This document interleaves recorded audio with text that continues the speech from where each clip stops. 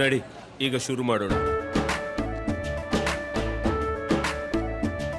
ಕೇಸರಿಯಿಂದ ಮನೋಲ್ಲಾಸ ಮನಸ್ಸು ಮತ್ತೇರಿ ಕುಣಿದಾಡಿದೆ ನೋಡು, ಮನಸ್ಸು ಮತ್ತೇರಿ ಕುಣಿದಾಡಿದೆ ನೋಡು. ಕ್ಷಣ ಕ್ಷಣವೂ ಆಚರಿಸಿ ಕೇಸರಿ ಹಬ್ಬ.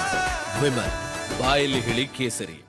ಮಹಾರಾಷ್ಟ್ರದ ಅಮರಾವತಿಯಲ್ಲಿ ರಾಣಾಗೆ ಮುನ್ನಡೆ. ಒಂದಷ್ಟು ಹೈ ಪ್ರೊಫೈಲ್ ಕ್ಷೇತ್ರಗಳು ಹಾಗೆ ಒಂದಷ್ಟು ಮಂದಿ ವಿವಿಐಪಿ ಕ್ಯಾಂಡಿಡೇಟ್ಗಳು ಕುತೂಹಲಕ್ಕೆ ಕಾರಣವಾಗಿರುವ ಕೆಲವೊಂದಷ್ಟು ಸ್ಪರ್ಧೆಗಳ ಅಪ್ಡೇಟ್ ಕೂಡ ನಿಮ್ಮ ಮುಂದೆ. ನವನೀತ್ ರಾಣಾ ಓವೈಸಿ ತಮ್ಮನನ್ನ ಅರೆ ಬಚ್ಚೋ ಅಂತ ಹೇಳಿದ್ರು.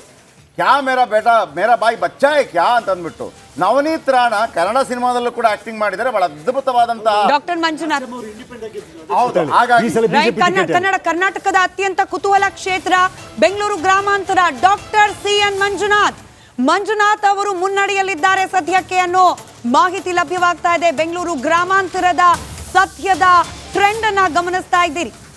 ಬಹಳ ಜಿದ್ದಿನ ಪೈಪೋಟಿ. ಇಲ್ಲಂತೂ ಸೋಷಿಯಲ್ ಮೀಡಿಯಾಗಳಲ್ಲಿ ಚರ್ಚೆ ಆಗ್ತಿದ್ದು ಯಡಳಿ ಸರ್ ಬಂಡೆನ ಅಥವಾ ಹೃದಯನ ಈ ರೀತಿ ಎಲ್ಲ ಕಂಪೇರ್ ಮಾಡಿ ಮಾತನಾಡ್ಬಿಟ್ಟಿದ್ರು. ಬೆಂಗಳೂರು ಗ್ರಾಮಾಂತರ ಬಹುಶಃ ಲಾಸ್ಟ್ ಟೈಮ್ ಮಂಡ್ಯಗೆ ಟ್ರಾಕ್ಷನ್ ಸಿಕ್ಕಿತ್ತು, ಬಹುಶಃ ಅದನ್ನ ಮೀರಿದ ಟ್ರಾಕ್ಷನ್ ಈ ಬಾರಿ ಮಂಡ್ಯ ಆಗಿರ್ಬೋದು ಅಂತ ಹೇಳಿ ಯಡಳಿ ಸರ್.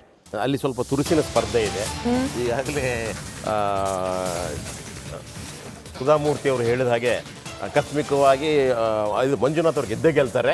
ಆವಾಗ ನಾನು ಮಂತ್ರಾಲಯಕ್ಕೆ ಹೋಗ್ಬಿಟ್ಟು ಪಾದಯಾತ್ರೆ ಮಾಡ್ತೀನಿ ಅಂತಲೂ ಹೇಳಿದ್ದಾರೆ. ಈಗಾಗಲೇ ಸಟ್ಟಾ ಬಜಾರಲ್ಲೂ ಸಹಿತ ಮಂಜುನಾಥ್ ಅವ್ರ ಪರವಾಗಿ ಒಂದಿಷ್ಟು ಹೆಚ್ಚು. ಕುಮಾರಸ್ವಾಮಿಯ ಒಂದೇ ನಿಮಿಷ ಸರ್ ಬಂದೆ ನಾನು. ಕುಮಾರಸ್ವಾಮಿ ದೇವಸ್ಥಾನಗಳಿಗೆ ಭೇಟಿ ಕೊಡುವುದನ್ನು, ದೇವಸ್ಥಾನ ದರ್ಶನ ನಡೀತಿದೆ ನೋಡಿ. ಅಲ್ಲಿ ರಿಪಬ್ಲಿಕ್ ಕನ್ನಡದ TV ಹಾಕ್ಕೊಂಡು ಎಲ್ಲರೂ ವೀಕ್ಷಣೆ ಮಾಡ್ತಾ ಇದ್ದಾರೆ. ಆಲ್ರೆಡಿ 13 ಓಕೆ ರಿಪಬ್ಲಿಕ್ ಕನ್ನಡವನ್ನು ಎಲ್ಲ ಕಡೆ ವೀಕ್ಷಣೆ ಮಾಡ್ತಾ ಇರುವಂಥದ್ದನ್ನು ನೀವು ನೋಡ್ತಾ ಇದ್ದೀರಿ. ತುಮಕೂರಲ್ಲಿ ಮತ್ತೊಂದು ಕಡೆ ಸೋಮಣ್ಣಗೆ 168 ಮತಗಳ ಲೀಡ್ ಮುದ್ದಹನುಮೇಗೌಡ ವಿರುದ್ಧ. ಬೀದರ್ನಲ್ಲಿ ಕೇಂದ್ರ ಮಂತ್ರಿ ಖೂಬಾಗೆ ಲೀಡ್ ಖಂಡ್ರೆ ಅವರ ವಿರುದ್ಧ. ಕೋಲಾರದಲ್ಲಿ JDS ಅಭ್ಯರ್ಥಿ ಲೀಡ್. ಶಂಕರ್ ಶೆಟ್ಟಿ ಅವರು ಹೇಳ್ತಾ ಇದ್ರು, ನನಗೂ ಶಂಕರ್ ಶೆಟ್ಟಿ ಅವರು ನೋಡೋಕೆ ಅನಿಸ್ತಾ ಇತ್ತು, ನಮ್ಮ ಕರ್ನಾಟಕದಲ್ಲೂ ಕೂಡ ಒಂದು ಸೆಫಾಲಜಿಸ್ಟ್ಗಳು ಬೇಕಾಗಿತ್ತು. ಜರ್ನಲಿಸ್ಟ್ಗಳಿದ್ರು, ಸೆಫಾಲಜಿಸ್ಟ್ಗಳು ಯಾವ ರೀತಿ ಅಕ್ಯುರೇಟ್ ಆಗಿ ಹೇಳ್ತಾ ಇದ್ರು ಅಂದರೆ ಇಡೀ ಇಂಡಿಯಾದಲ್ಲಿ ಯಾವ ರೀತಿ, ಯಾಕೆ, ಏನು, ಯಾವ ರೀತಿ ಬರುತ್ತೆ ಅನ್ನುವಂಥದ್ದು.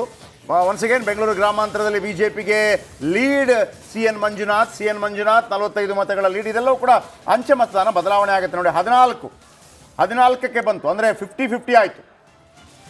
28 ಕ್ಷೇತ್ರಗಳ ಪೈಕಿ 50% BJP ಮುನ್ನಡೆ ಕಾಯ್ದುಕೊಂಡಿದೆ. 14 ಕ್ಷೇತ್ರಗಳಲ್ಲಿ. ಕಾಂಗ್ರೆಸ್ 2, ಈಗ JDS 1 ಜಾಸ್ತಿ ಆಗಿದೆ ಕಾಂಗ್ರೆಸ್. NDA ಮೈತ್ರಿಕೂಟ ನೋಡಿ ಕೆಳಗೆ 55-30. NDA ಮೈತ್ರಿಕೂಟ ಏನು ಕಡಿಮೆ ಇಲ್ಲ. NDA ಮೈತ್ರಿಕೂಟ ಕೂಡ ಭಾಳ ದೊಡ್ಡ ನಾಗಾಲೋಟದಲ್ಲಿ ಓಡ್ತಾ ಇದೆ. ನಡಾಲಿ ಅವರು ನನಗೆ ಒಂದು 400 ಆಪ್ಕೆ ಬಾರ್ 400 ಪಾರ್ ಅಂತ ಹೇಳುವಂಥ ಸಂದರ್ಭದಲ್ಲೂ ಕೂಡ ಕಾಂಗ್ರೆಸ್ ಅಥವಾ NDA ಮೈತ್ರಿಕೂಟ ಮಲ್ಲಿಕಾರ್ಜುನ ಖರ್ಗೆ ಅವರು ಇರ್ಬೋದು ಅಥವಾ ರಾಹುಲ್ ಗಾಂಧಿ ಅವರು ಇರ್ಬೋದು, ಆ ಕಾನ್ಫಿಡೆನ್ಸ್ ಎಲ್ಲ ಇದ್ರು, ಇಲ್ಲ ನಾವು 295 ಬಂದೇ ಬರ್ತೀವಿ, ಇದೆಲ್ಲ ಮೋದಿ ಮೀಡಿಯಾ ಮತ್ತೊಂದು ಅನ್ನುವಂಥದ್ದು. ಆ ಕಾನ್ಫಿಡೆನ್ಸ್ ಒಮ್ಮೊಮ್ಮೆ ಎಕ್ಸಿಟ್ ಪೋಲ್ ಬಂದ ನಂತರ ಒಮ್ಮೊಮ್ಮೆ ಕಡಿಮೆ ಆಗಿಬಿಡ್ತದೆ, ಅರ್ಧ ಆಗ್ಬಿಡ್ತದೆ ಅವರಿಗೆ. ಆದರೆ ಯಾರು ಕಾಂಗ್ರೆಸ್ಸಿಗರು ಆ ಕಾನ್ಫಿಡೆನ್ಸ್ ಕಡಿಮೆ ಆಗಿಲ್ಲ. ಈಗಲೂ ಅವ್ರಿಗೆ ಏನು ಧೈರ್ಯ ಅದು? ಅಲ್ಲ, ಇವಾಗಲೂ ಸಹಿತ ಅವರು ಸೆಲೆಬ್ರೇಷನ್ಗೆ ಅವರು ಸಹಿತ ಸಿದ್ಧವಾಗಿದ್ದಾರೆ.